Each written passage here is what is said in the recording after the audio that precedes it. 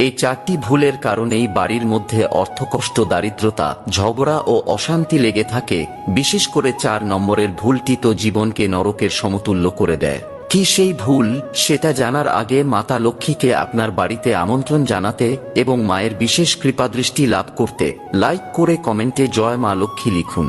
Number 1, সূর্য অস্ত যাওয়ার পর রান্নাঘর থেকে সাদা জিনিস যেমন নুন, চিনি, চাল, আটা, দুধ ইত্যাদি জিনিস ভুল করেও কাউকে ধার দেবেন না, না হলে ঘরে চরম দারিদ্রতা নেমে আসবে। নাম্বার 2, আপনার স্ত্রীর গয়না বা জমানো টাকা ভুল করেও কখনো অন্য কাউকে ধার হিসেবে দেবেন না, এতে মা লক্ষ্মী অপমানিত হন।